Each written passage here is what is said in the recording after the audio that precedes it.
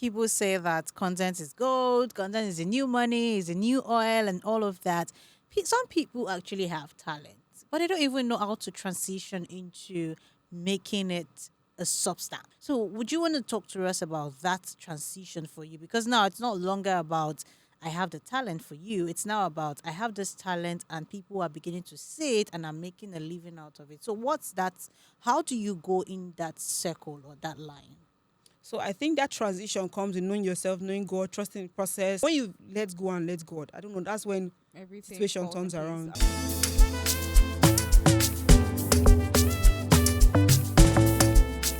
In the world we are today, they say content is gold. But at the same time, some people are of the opinion that talent is not enough or never enough because there are a lot of other things that go on behind the scene. And those other things are some of the things we'll be looking into today on the show that gets you talking, on the show where you get to learn a lot of things. We are going into the creative space today, nurturing talent and every other things in between are some of the things we'll be looking at. And of course, we're probably going to be comparing two type of wood and the things that are happening in those wood.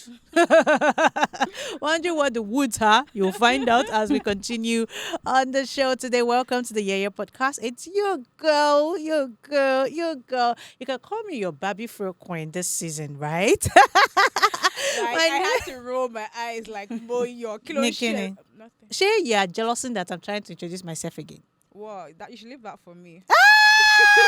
She loves to do it, guys. You guys know she loves to do it. Okay, let me leave that for her, like she rightly said. Mida is in the studio today. Yes, and I have my fro queen with me. Yes, she's putting on rose yellow today, and of course she's shining brighter than the sun. Oh, my Lord. I love your complexion and Thank how you. it complements your yellow. Oh my! If this outfit. Mida is wearing a boy, oh my last shower gone. She's gonna be. The way she just keeps throwing the compliment in every episode. So, but did I lie? You didn't. You didn't. Exactly. So take it. You do baby. know what you do. I do know what I do. Take it, baby. With the Thank you, red my lips and the love. white teeth, everything just What going. it have reached you. It have reached you. What it told. Thank But you. You're twinning with our guest. Yes, With the fro. my fellow fro queen. Guys, we have a guest in the studio, obviously, and she is an all-round entertainer. My fellow fro queen. She is the accent queen. She is an MC. She is an actress. She is a skit maker. Like I said, an all-round entertainer. Ladies and gentlemen, give it up for Jessica Ikile. Thank you Jessica, very much. how are you? Good. Yeah, let's shake the fruit together. Hey, giving, he's Abby. giving. Welcome to the couch. Welcome to the Yeyetalk show. Here we have fun. As much as we do all the serious conversations. So are you ready to have fun with us? Because you still feel uptight and Shelley, what's happening? I'm fine. We're having a free conversation. You get it. Okay. She don't they bring them out. Yeah. Like I said, Yeah. she's the She's accent bringing queen. bringing it She's out. one person. I'm waiting for her to do. What's that Indian accent? Yeah. Like, You how know how do to put shake it- the neck. Do it again. Do it again. I love it.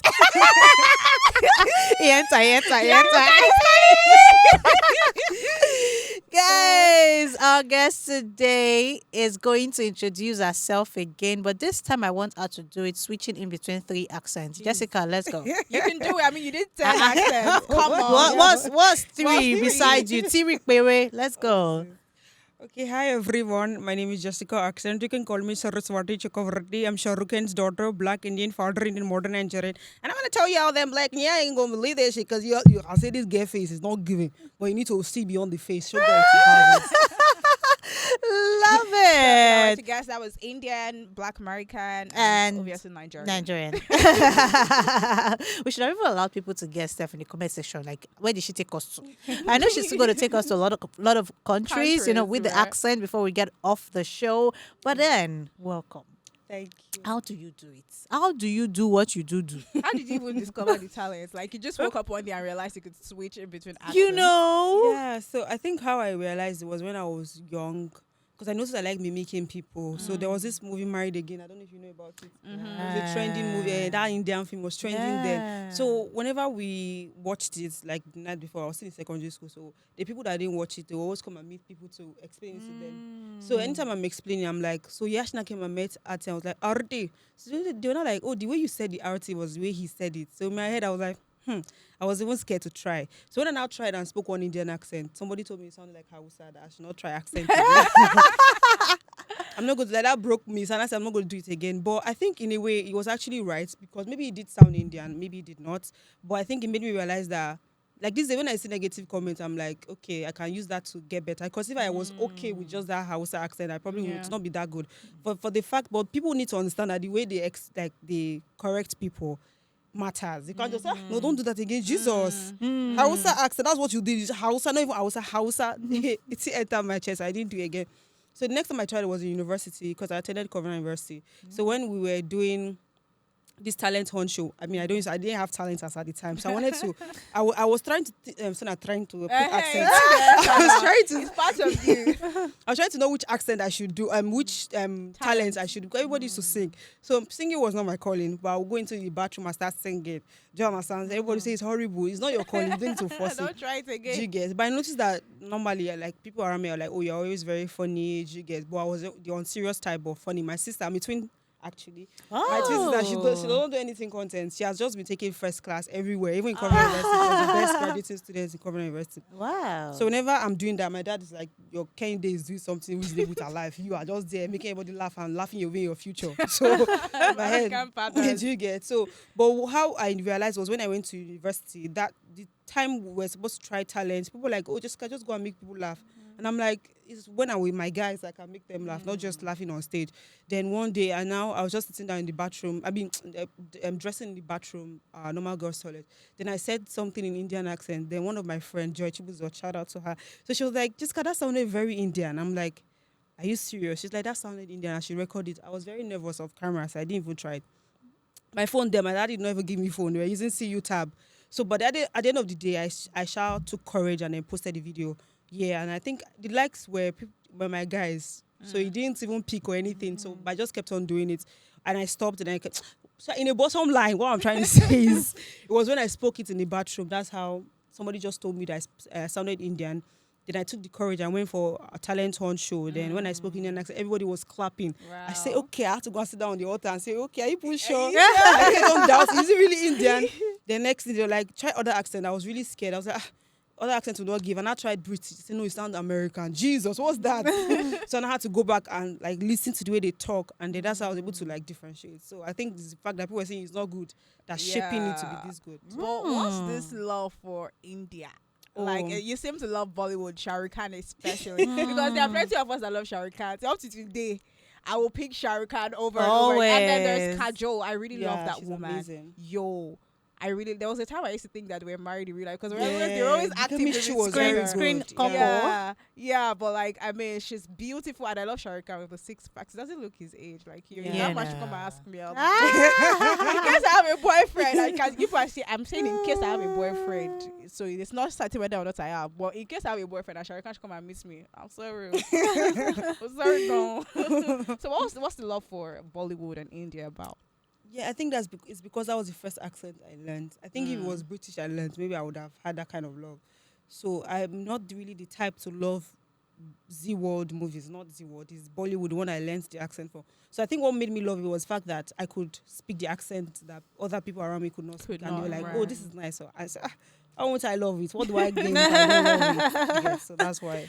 And I think it's really beautiful, and knowing that it all started with someone spotting that talent. And that's perhaps what a lot of people do not have, in times like this, especially in the creative space where it takes longer time for some people to really understand what is inside of them creatively, and it's just really interesting. But would you say that it was just that spotting that led you on, or probably it was you've always just felt like this thing, I have to throw it out? It was because you were spotted for that talent? I think it was a mix of being like spotted for that talent and my parents actually telling me, because my family members, they're like really huge on it. They're like, oh, they're the one that keep telling me that, do you know that this accent, nobody else can do it? So even down to when like I'm trying to get shoots and all of that, and then they're trying to underpay me, she's like, no, don't do it. And then when I actually build them, they actually still call me back. So it made me realize that, okay, this thing. So it's the spotting and my family members. My mom is always like, oh, your accent is very good. You should not say, sit down. Let me speaking it for me, be laughing. She should not be laughing. I'm like, what's all this? So yeah, my parents, my family members, my sisters, all of them. And this even record me and say, you must post, be consistent. So they were the ones that made me realize that, yeah. I know Maraji also does this whole Indian accent. So do you Yeah. feel like you guys are soul sisters or something like that? Funny how she kind of like in a way inspired also, because she was in the same university as I was, and then she was trending then. That was around 2015, 2016, and then I was still in 200 level trying to find my square root. So people like, you do accent like Maraji. So one day I saw her in our cafe and all of that. I was like, So I love her, don't mind me. But what I'm trying to say, it's then like when I was young, I always had this mindset that it's only people that were there. There were certain people that were made to like for the limelight. Do you understand? And my mom keeps telling me that, oh, these people are normal people. Do you understand? When I saw marriage, I was like, so she can be this normal. So I don't know. Maybe like getting to see some people that I always wanted to meet in real life, made me realize that, okay, these people are actually real. Normal. And yeah, The because then I regular was human fighting beings. with confidence and all of that. So when I saw her and all of that, and then I saw there are a couple of people there that made it from Cornell University that we got to see there also. Yeah. So she also inspired me. Seeing her content, then I was inspired. Amazing. And see, yeah, as much as people say that content is gold, content is the new money, is the new oil, and all of that, some people actually have talent, but they don't even know how to transition into making it a substance, like making a substance out of what they have. So, would you want to talk to us about that transition for you? Because now it's not longer about I have the talent for you. It's now about I have this talent and people are beginning to see it and I'm making a living out of it. So what's that? How do you go in that circle or that line? Okay, so I would say the first thing is actually prayer, because how do I put it? I was really confused when I was sitting in 200 level. I was like, okay, so what can I do with this accent? I was just speaking accent and that's all. And my dad was always telling me that it's always to go and think of your life. So imagine like thinking of my dad then and then. Yeah, I was actually think, because I don't love it. I studied accounting. I graduated with a 2-1, but I don't love the course. It was a struggle. So what made me transition was getting closer to God and then understanding. I think it starts with understanding yourself first of all, then understanding that okay, these days life has changed. We're not in a newer generation whereby it's even things that the seemingly little things that actually like have the huger substance. Is it a word like that? Huge. The substance is huge. You get so yeah. So when I got to know myself and then I got to realize that my talent, understand myself, understand the talent, understand the God that I serve.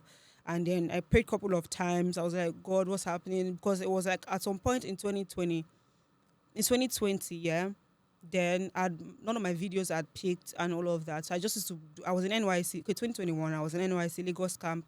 So we joined, is it OBS? Yes.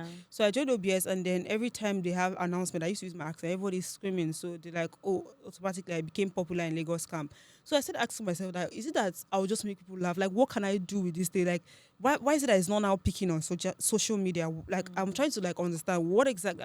So one day I sat down in my room because anytime they see me like, oh, accent girl, Indian girl, accent girl. So I'm like, I don't want to just be popular around my space, but I wanted like further reach. I feel like my English is fluent. Don't worry. It's great. Idea no matter. So I just had to start. I sat down one day. I was praying to God. I was like, God, because people will be like, oh, Jessica, you're supposed to be in the level of Tauma by now. I don't understand what's happening. Like they make it look like it's been intentionally putting myself backward. And I prayed to God that God, if you don't come through for me, I'll stop doing this accent thing because I don't want to look like, oh, I'm just a champion in my neighborhood. Do you get? So I prayed to God about it. My mom is actually very prayerful, so she always puts me in prayer. She's like, don't worry, one day it will pick that. Nah, normal. So and now I started out on my own. The next thing, V-Bank people, they came over to do a pitch with us, and then I told them they did this talent hunt stuff. So I just went there to talk in the mic, and then the man was like, "Who did that?" I just switched to British accent, and he was like, "Who did that?" So like that, he now gave me backpack or so. So I did a video and hi guys, so Vic Bank with Indian accent. Vic Bank gave me this beautiful stuff, blah blah blah. So one content creator saw it and he was like, oh, he wants to feature me with Van Josh. So that's when we did that first video and the video peaked. When I saw people like it, I said, that's what did they feel? Is this a feeling? Is this how the celeb life starts? I swear I was so shocked. I was like, wow. So I felt, I don't know, some sort of validation you get. So I think transitioning to making it, because that's when like people started paying to like get me to feature, and then I started looking to monetizing my Facebook and YouTube. So I think that transition comes in knowing yourself, knowing God, trusting the process, and just it's when you are doing too much, trying to say, like letting it get to you and be very depressed that you actually won't, like nothing will come out of it. But when you let go and let God, I don't know, that's when Everything situation falls turns in place. around. I want us to talk about, you talked about your confidence and how you struggled with it, and then you also talked about how you were not picking, your content was not picking up on social media except around your circle, your immediate circle. How did you eventually build that confidence? Because you mentioned OBS on camp, and I mean it takes confidence to even let your voice be heard for someone who was struggling with it. So how did you eventually find your confidence? How did that help you build yourself, and how did it help you to not waver or to not relent even all the while when you were not getting the appropriate likes or validation on social media that you expected? Okay, so first things first, I believe parents has a very huge foundation as to your confidence. So my dad, because he wants to train us. He felt the best way was to insult you and make you look ugly for the bad things you did. So growing up, I thought I was very ugly. So that kind of like reduced I'm going to be very plain. So when I was growing up, like he always, African father now go beat you at destiny, come out your chains, come out your bones. That's how bad he beats us. And then when he beats us like that, I used to feel in a way like, oh, is this how guys are with girls? Because my dad is very tall and buff, and I used to like these tall, buff guys. So whenever I saw them, I saw my dad in them. So I just got really timid, most especially around guys. And it was really bad. So the first thing that I did, because I read a lot of confidence books, they did not help me. Let me not lie to you. They say, oh, you need to post. Like I read so many books on YouTube for confidence. I prayed. It felt like I wasn't getting answers. So, but I think turning point was one day in my university 400 level, because I was very nervous when I was acting in the drama team. They thought I was a bad actress. You get? So it was because confidence can make you not look talented at all. Yeah, so lack of confidence. Lack of confidence, rather. You've had lots of people tell you that you're not good at this, stop that, and it must have affected you a lot. Yeah, it must have. So what I did, because in 200 level, 300 level, when there was this role I wanted to act, because they will have these drama nights where a lot of people, everybody, 7,000 people will be in Chaplin's, the hall. So I wanted to act so bad, right? But then when I auditioned for the role was supposed to be this kind of dramatic character that when she sees that her child died, next thing she's crying and all of that. Then there was this girl I always really like. I was like, how does this girl know how to cry and all of that? So I just said, okay, let me just leave it for her. This is her thing. But I just felt this unrest inside of me that, oh, I can actually do better. So how my confidence grew was because I realized that these people are actually humans. I'm going to my own confidence process is different. So let me know, like, at first, okay, I'll look at the people that I'm shy of. I'm like, okay, God created these people, right? They're normal human beings. All of us, one day will die, right? And that you're not confident. Like, how do I put it? You're trying to be confident, but like you are shy of this person it's not the person that created themselves, right? It's God that created that person. And what does the person that created that person that created you say about you? He says that you are beautiful, you are awesome, you're a city set on a hill that cannot be hidden. So why would you be shy of what was created and you're not shy of the creator? Is the creator not more important than the created? So I don't know, that just kind of made me realize, okay, even when I see a very tall buff guy, I'm like, I go and shit, they shit, so it just come over. Like, so it just kind of like helped my confidence that even if my dad insults me now, it does not even get to me, because all these things, like the only thing that I hold on to myself is who I am in Christ, what God says about me. Other things that people say, even if they say the accent, like now, even the accent video I did, a lot of people are like, oh, the British is not good. Some people are like, oh, the British is amazing. So people will always have opinion, but it does. I don't know why it doesn't just get to me at all. Because and I'm actually glad you outgrew it, you've outgrown it, and you've gotten your confidence, and nothing anybody says really moves you. But I mean, there are still others out there who are probably struggling and who we like you said, you read lots of books and it didn't Didn't work. lots of No, no aspire and it didn't help you. But like there are still lots of people out there who are struggling, right? And then there are people out there who bully others. I Yeah. mean, maybe they don't see it as bullying. For example, our parents sometimes could be bullies. Not they don't Yeah. see it as bullying because in their defense, they're trying. That's how they were brought up, and look at how they turned out. They turned out great, right? Yeah. But it also means that it does. They don't know what it's doing to the confidence of the child. How would you propose, from your own perspective, that people, help to build other people's confidence, or at least not add to Okay, whatever to the lack of lack of confidence they're confidence. feeling, especially for parents. Okay, the truth is you cannot get everybody to add to your confidence. You that decide, right? So if people say things, maybe say, "Oh, this person you don't dress well," that should motivate you to say, "Okay, I know that one day I will leave this stage." So it should make you be very confident and very hardworking.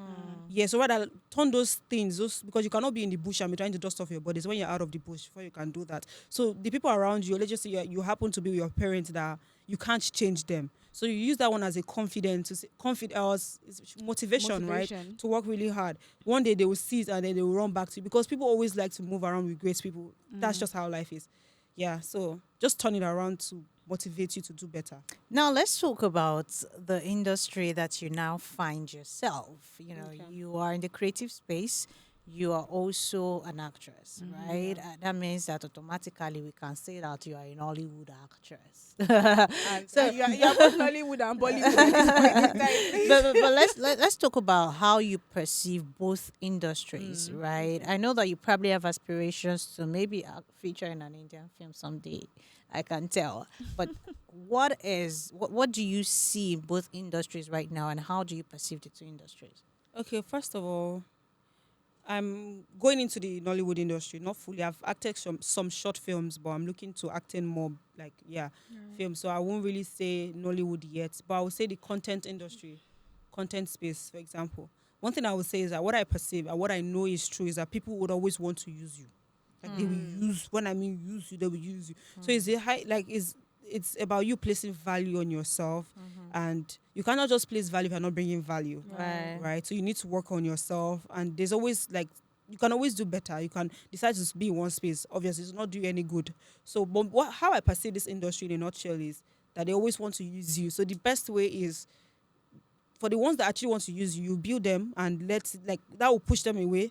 Some to make them come back, because they're like, "Oh, this person I know his or her value." So build them, and as you're building them, let them actually see that you're actually working hard on yourself to show that value. Because I had a lot of people that that used me a couple of times, and then when they tried coming back, I built them, they didn't go. Then next time they came back later on with higher prices and all. So it's just they will use you. So just make sure that you don't let yourself be used. Because when they use you, they will dump you. That's true. I think that's how life is Yeah. generally. If you put yourself in a position where the people feel like it's okay to step on you, yeah, they will gladly do so. they will do and so. move on. But still speaking of the industry now, if we're there is this thing with Nollywood and Bollywood where we're like, we don't know who they take our mumu, they play pass, whether not Nollywood or not Bollywood, because you see some Bollywood scenes and you're like, hold up. Why has this guy been falling for the past 30 minutes? The And guy he's never not reached done. round. And then we see some Nollywood scenes where we're like, bro, you guys can do better, right? Yeah. So if we're putting the two industries side by side, how would you say they've both advanced from how we knew Nollywood to be in the before. past and how Where they are where now. they are now? Okay, I would say Nollywood has actually improved cinematographically. The beautiful things we see in their movies now is not what we used to see before. And the level at which they go to do a lot of backstory and all of that. Because Yeah. I'm currently studying acting at Embody Life. Shout out to my Okay. Embody Life people. So sometimes when we are acting, we see a lot of actors come up to use downspace and all of that. So they have the gadget. I'm like, oh, is this Nollywood? Because the gadget is heavy or they are heavy. They are heavy. Jesus. Yes. So I would say they've advanced because they invest a lot, right? Because Moabudu, she was there. I don't want to expose some sentences, but she was there, and I was hearing how much they were budgeting for the movie, and I'm like, wow. Is So that I how would it say- works? Exactly. So I would say that budget-wise, they actually invest a lot because they know that people value what they see visually these days. So I would say People that's have increased. outgrown some Yeah. certain people have outgrown some certain loopholes that they would have Exactly. probably ignored in the past. And then Yeah. still speaking about the industry and veterans in the industry, I love the fact that you're a big fan of Shah Rukh Khan. Are you a fan of Amitabh Bachchan too? Yeah, but not as much as Shah Rukh Khan. Khan. So I love the fact that you're a big fan. So basically, you at least some, maybe not all of the veterans in Bollywood, and you also know the veterans we have in Nollywood. And so let's talk about how both in like the difference between how both industries are being treated. So recently we had an issue with one of our veteran actors who was sick and calling out for help and contributions. And it's not the first, because we've seen lots of situations whereby veterans would come out and they'll be sick and they would have to start seeking funds from the public, right? And we're wondering whether people are wondering what is the industry doing about it. And on the flip side, we've never, or in the other industry that you're a fan of, right? We're not in that industry and we're not in the country, so maybe they don't put it out there for people to see. But we hardly see situations whereby, imagine an Amitabh Bachchan, God forbid, coming out to seek funds, or a Shah Rukh Khan coming out to seek for funds because they're sick. So it just means that there is obviously a difference between how the workers in those industries are being treated. It's like one place is more value than the other, right? So in your opinion, how is that playing out for you? What are your thoughts on that? Well, so when I do see these things, I'm like, okay, because when I actually, not even this recent one, when I saw previous ones, it made me start learning about how to, like, some courses on Udemy. I don't know if you know Udemy, but I went on Udemy to actually like know how to save, for the long run, how to build yourself and all of that. And then they made me realize that half of these days, what people do is that when they have the money, they don't invest it in the long term. They just do short term, and then those things will not serve them. They probably get cars and all of that. They don't have, hard investments. I'm not saying all of them, just saying that I think what we should not really be scared of the future and say, oh, what it would happen to us. Rather, there are ways we can prevent these things, right? By actually preparing, having a strong foundation. Right, saving and all of that. I think I like you. I like you because you appear a lot like someone who constantly seeks knowledge. Right? Because like you said, you saw a situation and you're trying to learn how to avert it already, knowing fully well that you also want to go into that industry full time. And you also mentioned your training, which is ongoing. And I know that you probably have started you're beginning to get exposed to the turbulence in the industry, nuances, the crazy times and all that stuff. How are you navigating those things that are happening right now with getting into the Nollywood industry proper? Okay, so first of all, I'm actually still working. I'm doing a 9 to 5. Yes, so that with my acting school plus when I have other shoots. So I think that has really not made me focus on getting into Nollywood proper, right? But I don't just want to get into Nollywood just like that. I want to get in with like the right acting certificates, not really certificates, like the knowledge and all of that. That's because they're like, oh, why are you going to acting school? You can act already, but I believe that going to an acting school gives you an edge. I mean, you learn more and then you also get opportunities, right? So how I have been navigating is by praying, eating food, shopping food, and trusting God. That's how I've been navigating. Yeah. But right now, with the level you're in, with your accent thingy and your skits and all of that, would you say you are satisfied? No, I'm not. Definitely not satisfied. That question. Yeah, if I was, I wouldn't want to start acting to go into Nollywood. No. So what's missing? What's missing for you? Well, I wouldn't say nothing is missing. I believe everything is step by step. I can't rush the process. Right. I'm still 23. I know I have a lot ahead of me. So what I'm not saying anything is missing. I'm loving the process. Right. But I just don't want to be found or an opportunity to find me when I'm not ready. So that's why I'm still not satisfied. When I say I'm not satisfied, I'm not saying I'm not satisfied with the progress. I'm not satisfied with my knowledge. Do you get? So there are still some languages I'm trying to learn. I can't learn them, but I'm being too lazy to learn them. So that's why I'm like which one? what's the name of the Russian? So I'm learning French. You love Yes. Russia too. And I'm learning Igbo because I don't know how to speak any local dialects. Whenever they call me for shoes, I can't speak Igbo, I can't speak Igbo, I can't speak Are you Hausa. serious? Yeah, it's that what part bad. of the country are you from? Edo State, but I live in Lagos all my life. I can't speak Yoruba. My Yoruba, they say it's like Ijebu. Yes. Are you guys Yoruba? I am Yes, Yoruba. you're Yoruba. So speak the one you can speak first. I'm not even Yoruba. I mean, go ahead. Wọ́n sọ wípé èmi ò lè sọ Yorùbá àmọ́ mo máa sọ Yorùbá ga jù lọ wọ́n lọ. Yorùbá tó pàtàkì. I found the person that better than. Yorùbá tó good. Yorùbá tó wà nínú èdè wọn. Too so. Say it again. Yorùbá tó shake it. pẹ̀lú mi o. No, but that's interesting because you would usually expect that an individual would pick up their local language first. Yeah. But you're picking up accent, international accent, and you can't even speak any local dialect.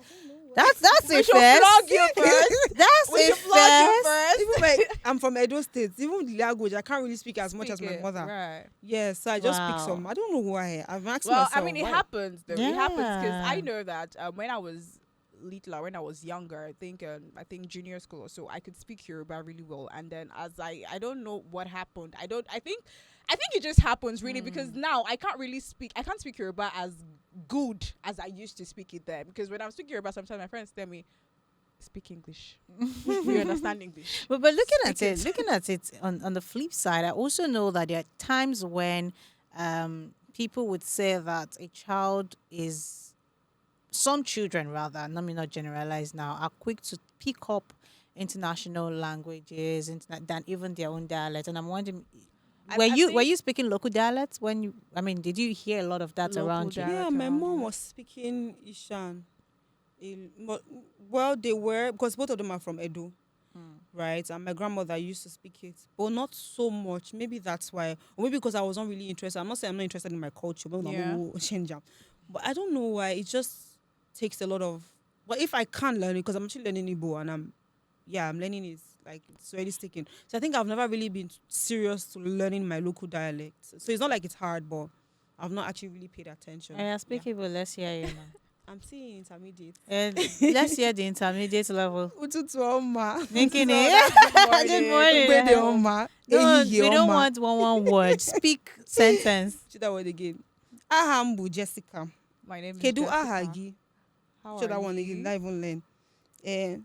Cherem. I can relate. I did Igbo when I was. It's interesting because when I was in junior school, we were forced to do both Igbo and Yoruba. I would probably get a 17 Yoruba, and I'll probably get like a 99 or 95 in Igbo because I was always. My mom is Igbo, so and up to date, the only thing not the only thing I know one or two things like that. Ahambu should say, aham mabu, aham nabu, yeah. something like that, right? But the only thing I can still remember how to say is how to define kola nuts. Oji bunkporo sisi eji anabaton yobia. Oshe. Yeah, I think that's the only up to today. I'm like, why do I? Because I think it means kola nuts is a fruit that we used to serve visitors. I think that's really just the meaning. And I'm like, so I can totally relate where she says, because I'm like, I used to pass Igbo back to back, but I think all of it was just cramming. I just did cram. I was like, after the exam, you ask me anything, I don't know it again. But you know the beautiful thing about Jessica, which I'm beginning to sense from even hearing her speak the little she can of every language, is the fact that from learning, I think you're going to speak them so beautifully. So Because beautifully, even while yeah. not being while being at the intermediate level, you already have the accent for that particular language. And that's what see me. See, apart from my English and my Yoruba, I'm not even trying. I cannot. I cannot. You Can. can't. So looking at her and hearing that there is already the tone, in everything you're saying, even when you're not as smooth in the language proper, is really beautiful. So I am here rooting for you and saying, please go learn all the Go languages you yeah. can, because And, you're going to dust people off. yeah. Really. You're will going- be you're going dusting to people go off. really far. And can I also attribute it? Correct me if I'm wrong. Can I also attribute this zeal to always learn to be a Gen Z thing? Correct me if I'm wrong, because I know one thing I've noticed about that generation is I keep saying that as if You're I'm far not ahead. part. I'm actually not part. I'm just not too far ahead. Right, but still that generation, please. My dear, you're And Moyo. Let me Yeah, know you Moyo, shame you. we are on the show. Let me keep my mouth because if I start with you, We are on the show. If you yeah, don't want to okay. change it for you. Let's Okay. respect ourselves. Great. So, but like I noticed that part of the things that are I can attribute to that to the Gen Zs, which is very great. With all Yeah. the negatives that people keep talking about, one thing I would continue to say is that generation, those people are They thirst for resilient. knowledge. They are thirsty for knowledge. They are resilient. Like they keep pushing through. There is no if a Gen Z should set their mind to do something, Yeah. they will go for it. If you like, let it be raining fire and brimstone. The only time if once they start telling you mental health, just know that they are not really interested. Yeah. Once they start giving excuses, they're not really interested. So would it be okay to attribute your part of your sauce or your zest rather for knowledge and to just push through as a generational thing, or it's just It's just you. I think it's more of generational thing because the people around me do the same thing. Yeah.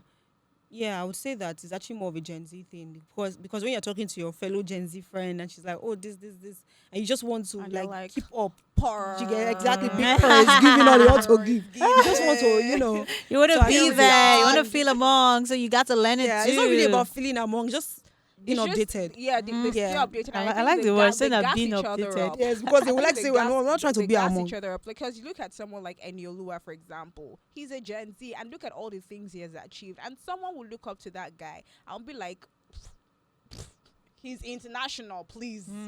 And so they would probably want to, do the same thing, or even, at least achieve Yeah. something that would also put their names on the map. So that's why I said, would it be okay to attribute that to? I'm really rooting for you, and I love that for you. That the fact that you are, like Moya said, you're thirsty for knowledge. You want to keep learning to be better, and I love the fact that you've built your confidence so much. You got out of that shell of hiding, and you've built your confidence so much that you wouldn't allow anything to stop you with critiques. I mean, it's okay to take criticism as long as you take it in good faith. So I love that you wouldn't allow anything anybody says or does to deter your determination. And That's that's the English show. my dear, come back home, dear. Yes, mommy. Jessica, it's really beautiful talking to you and seeing how, diving into the creative world and how what nurturing talent looks like in the real sense of it. Because again, it's not just about the talent; it's about the nurturing. Would you say also that you probably people also attribute this all finding yourself to seeking mentorship, find a mentor. Is that something that worked for you personally? I would say it didn't work for me, but I used because people always like saying you say seeking mentorship, people always want somebody to be there. Nobody really has that time to do it except people that really care about you. So I think when I was starting, I used to go and look for all this acting mentorship and try to, because I think it adds more when you're just trying to do too much, trying to network. Because I used I used to go to all these shows just to go and speak Indian, similar for copies. But I realize it's much more than having an accent, because there's some people that actually doing great things that don't necessarily have talent, but because they are consistent, Yeah. right? So I wouldn't really say mentorship. I would say more of, how do I put this? Not really mentorship, but more of actually putting yourself out there, be consistent, and actually learn. You don't really need a mentor. You can actually have a mentor. How do I put this? I'm trying to look for a way to put it. You don't need to have a mentor to yourself, like someone that actually, like, you can call the person. Yeah. No, your parents can be your mentor, and you can actually have someone that you look up to on social media that you can, like, make the person Tap your role model. from, Exactly, yeah. tap from. And the person will know, because now some accent I have, I tapped them from Bisola Ayola, and I did know I just made that last year, but I've like learned a lot. So till now we're not even having that, because she doesn't have that time. So but what I'm trying to say in essence is you don't have to wait till somebody mentors you. You do your thing, and then they will always rush you. I like that aspect of the conversation, because people often think that when they talk about mentorship, it's about being in somebody's face or being in somebody's space. It's really not that. Mentorship can be from afar. The Exactly. person you have chosen to learn from, it could be, I mean, it's even easier now to have mentors that you've not even met. Because the social media allows you to feel like you sort of know and have access to people without having access to them. And I think that's one thing that people should want to explore in a time like this. That, Right. see, I don't necessarily have to stalk this person to start sending them DM, and because because they did not respond to your DM, you think that they cannot be your mentor. I mean, just pick up the little things that you can from what you see they do. And before you know it, you might just be in the right direction at the end of the day. It could be their energy, it could be how they do what they do, the work they put into it, or just the excellence that they exude as a person, which is what mentorship still is all about without necessarily being in people's spaces. And then the thing about mentorship also is, I mean, if you reach out to someone to say, hey, I want you to mentor me, the first thing they are looking out for is, or they are wondering is, mentor you on what exactly? Have you done? Like when I say what have you done, they're not exactly expecting you to have moved to have changed the world in 90 days. No, but like, what are the steps you've been taking? Because when people sometimes people can be so can be so entitled to think that they're entitled to your time, they're entitled to your knowledge, right? So you don't just go into people's DMs to start badging them about mentorship. And I like something you said about being consistent. It reminds me of something Tolu Michael said. I just want to read it out. She said, you might be more talented, but you can't beat someone who is less distracted than you. Focus is a superpower. Because you mentioned about, you both of you were actually in sync when she said, it's not just about talent, right? And you said consistency is key, because you can be talented, but if you are not consistent, if you're not focused on your focus, on what you really want to do, you would find that somebody who is less talented but more intentional and more consistent than you will beat you at your own game, right? So that's just my 2 cents from all of these. Thank you so much, Jessica. Thank you. Thank you guys so much for sticking with us. And yes, like Jessica said, please subscribe to YouTube to make sure you stay up to date. Turn on your post notifications. That bell that is there is not for design. It's for it's a functional bell. It's a functional bell. Yes, and follow us on Instagram at Yeyetalk_podcast. Thank you so much once again for joining us. I am your favorite queen diva, ever smiling, ever dazzling, and ever glowing midday, signing out. And Moyo, over to you. You want me to sign you out too? Yeah. That's it. Yeah. Ladies and gentlemen, trust you enjoyed this episode with our accent queen. Remember, it might take time, but you need to keep going. It's a process. Keep learning. Love knowledge. You know, they die for book. They read. They read. Anything where it is they won't be for this life. Learn about it. Yeah. Find mentorship, like we said earlier on. Doesn't have to be people in your space, but just get someone who's going to guide you right. And before you know it, you're going to be a star. Like our star girl right here. And yes, catch Jessica on social media as well, okay? So that you can get all these accents. That's a failure. But you can. I can do it. I can do it. Catch Jessica. So make sure, hello, make sure you catch Jessica on social media. Make sure you follow her on Instagram as Jessica Accents. Right? Am I correct? Yes. Yeah. Don't break your neck. It's a shaking of neck for me. Jessica, we can't wait to see you more in Hollywood, Nollywood, and then Bollywood, and then Hollywood.